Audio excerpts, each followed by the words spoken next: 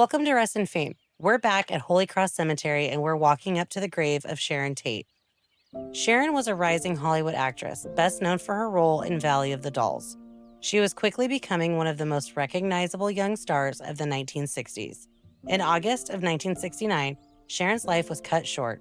At just 26 years old and 8 months pregnant, she and 4 others were attacked by followers of Charles Manson, known as the Manson family. Though her career was brief, Sharon's name and story remain etched into Hollywood history. Now follow us to Hillside Memorial to visit Leonard Nimoy and more.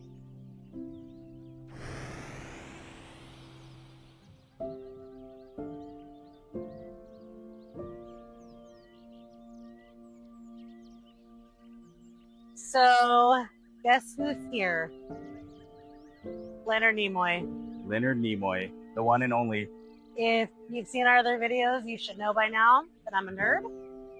And not only did I grow up watching Star Wars, but mostly Star Trek. And I watched Star Trek with my dad. Well, we did. I grew up watching Star Trek. And I love Leonard Nimoy. I always have. He actually got into acting around the age of 8. And then when he grew up, he moved to Hollywood in about 1950. It wasn't until he actually landed the role of Spock in 1966 that he broke out and became famous. He not only was an actor, he was a director, he was a poet, he was a photographer. And actually, this Live Long and Prosper, the Vulcan salute, he gained the idea from Jewish culture.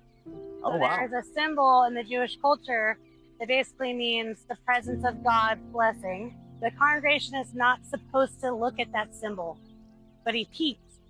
And when he peeked, the image stuck with him.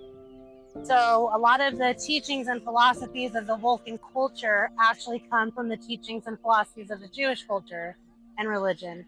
And so live long and prosper, Leonard Nimoy, and may God's blessings be on you.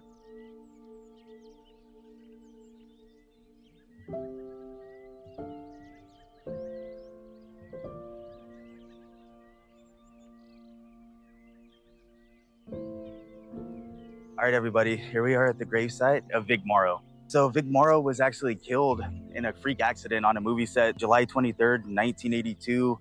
He was doing a scene for the movie The Twilight Zone. Jonathan Landis was the director, and he was walking with these 2 kids across the pond. There was a bunch of explosions. It was like a war scene. They were trying to escape, and the helicopter came crashing down.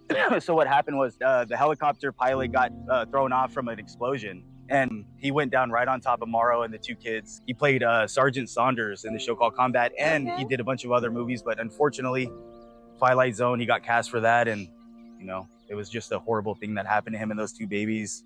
So rest in peace, Vic. I'm sorry, you were a great actor.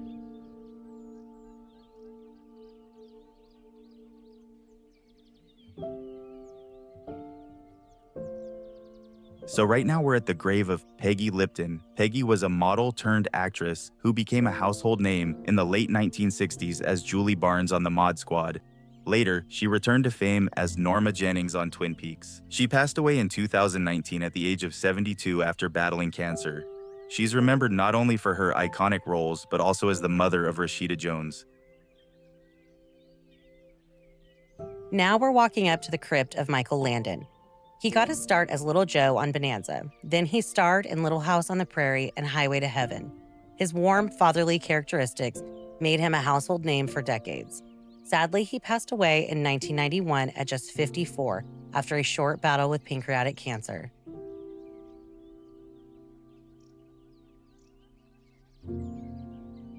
Here at Hillside, where faith and film meet, we honor the legends who rest within its gates. In these quiet corners, this chapter comes to a close.